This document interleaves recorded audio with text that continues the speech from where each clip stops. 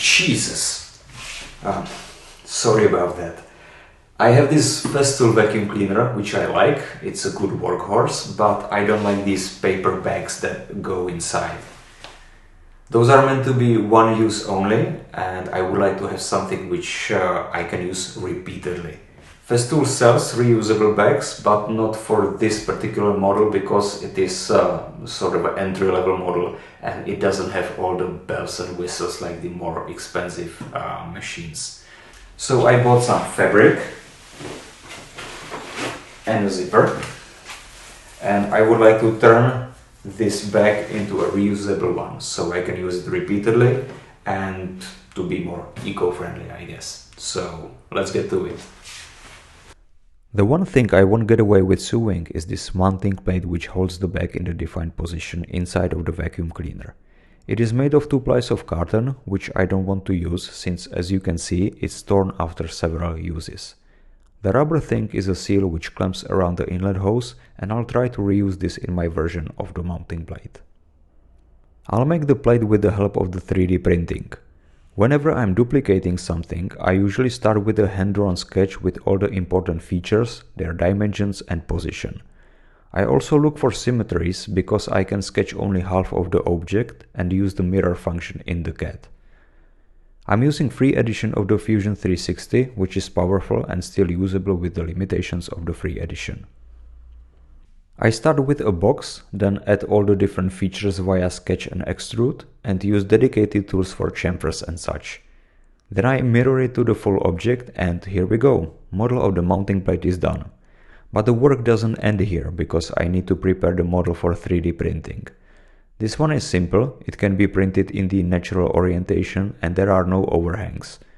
The problem is that this is 190mm wide, yet my Prusa Mini is able to print only 180mm, so I need to split this into 2 parts. Simply splitting in half wouldn't work because there would be no way how to glue this back together. So I came up with this half groove design. I sketched the parting line on the edge of the model and used split body tool to make 2 halves. But the work still doesn't end here, because you need to allow yourself some wiggle room, both for the glue and for the inaccuracy of the 3D printing. So I pushed the contact faces on both parts about 80 microns back, leaving about 150 microns of a gap. To glue these two together, I will use epoxy, which I have in this 2 syringe package.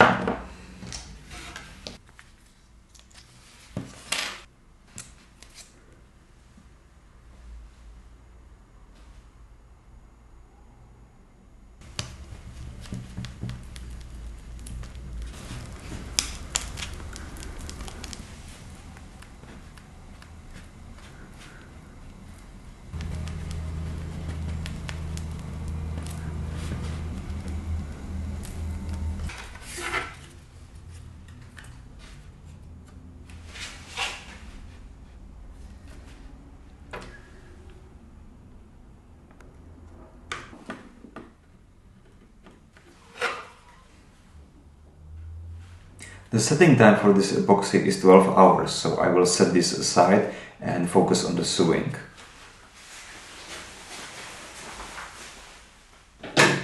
So the idea, and I'm not sure if it is a good one, is to make one big piece that will wrap around this, and I would like to have it some sort of oval shape, so there are no sharp corners, which I think will be more difficult to sew.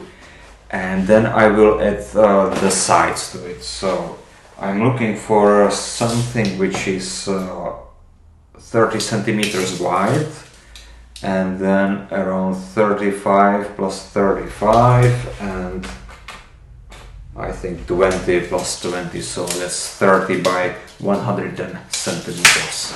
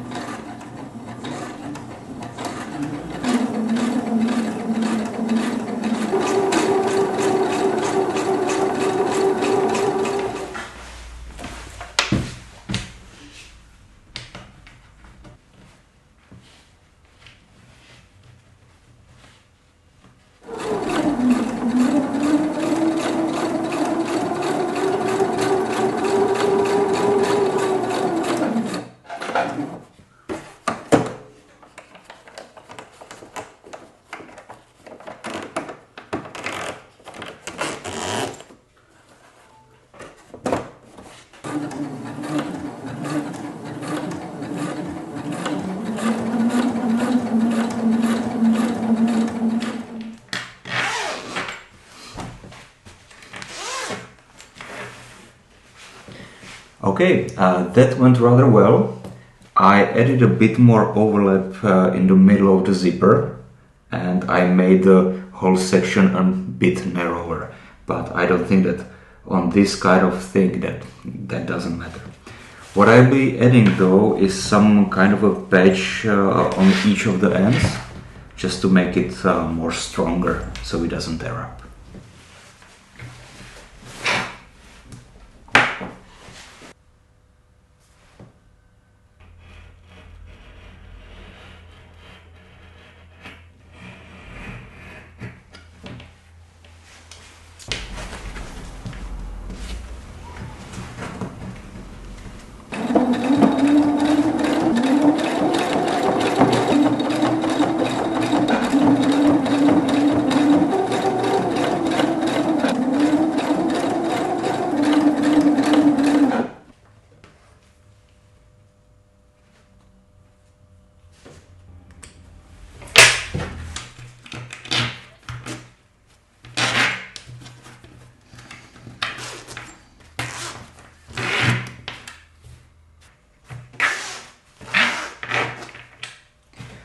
Okay, I think that looks pretty nice. So the next thing would be to attach or just measure the position of the plate.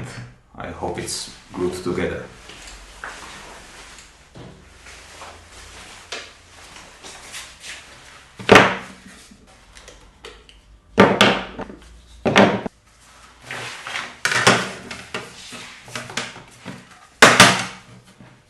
The epoxy has hardened, but there's just a little bit of squeeze out, so I will clean that up with chisel.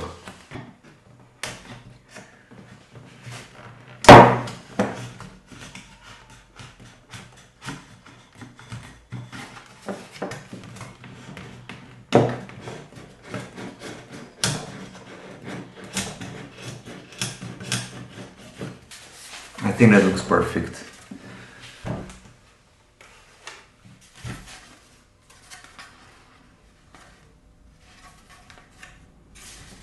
So this is the original one, this is the 3D printed one, and it looks like it's a pretty nice match. The original one has this rubber seal, which I'm not sure if I will need, but then again, why would Festool add this if it wasn't needed? And I'm not sure if I will be able to glue this rubbery thing to this PLA part, and I'm thinking about sewing this onto the back itself and then gluing to the new plate. It looks like it's pretty soft and it doesn't seem to be holding on the paper plate that much, so I'll try to do that.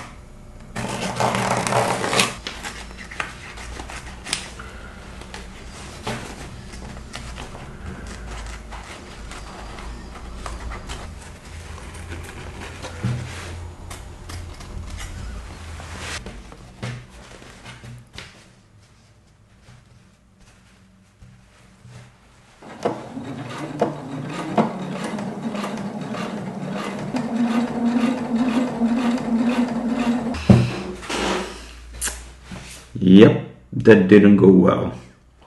The rubber seal didn't move very well under the foot, so it is all compressed and uneven, and I think I have to scratch that idea. I don't put the seal at all, so I'll take it out.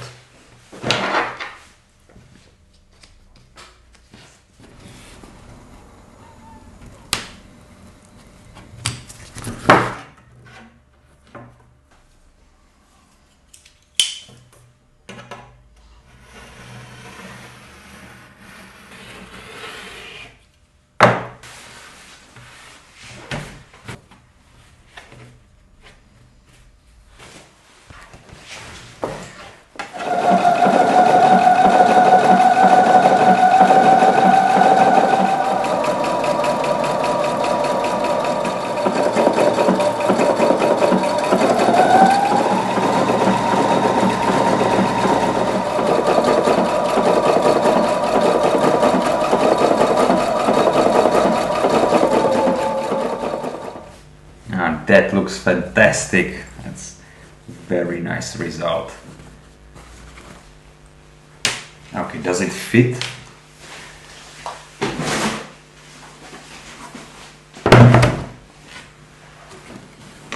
Yes, yes it does, quite nicely. So the back is almost finished, and the last thing to do is to glue this plate on. I will roughen up this face, just that the glue has something to adhere onto.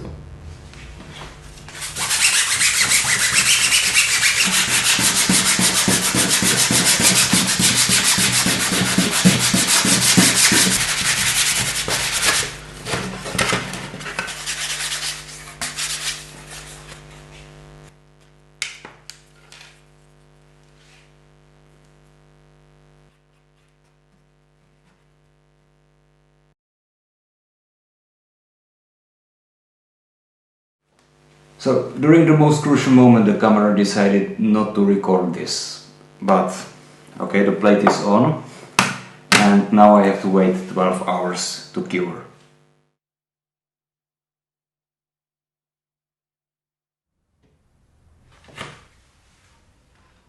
That's about right.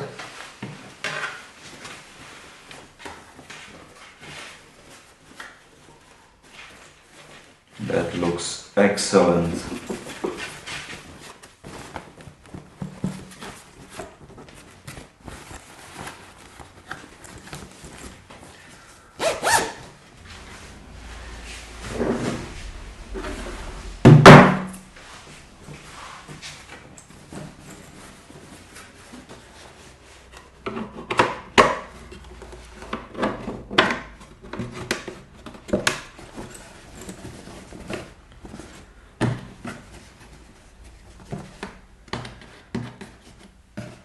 I think that fits perfectly.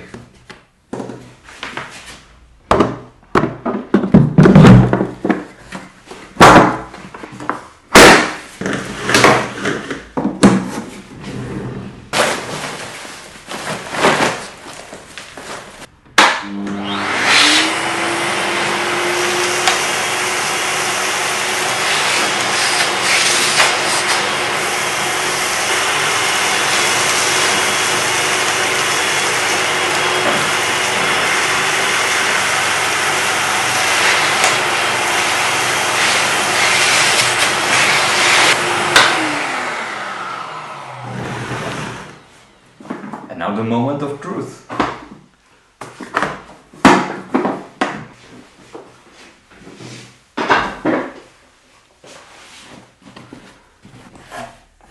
Some of the very fine dust has made its way out, and probably that's because I chose quite breathable fabric, so that could be replaced with something more dense. But other than that, that looks fantastic. Let's see if this works. Still works. Excellent, even with full of dust. So I call this a success. I think it's a great addition to the shop and I had quite a lot of fun making it. So thanks for watching and see you next time.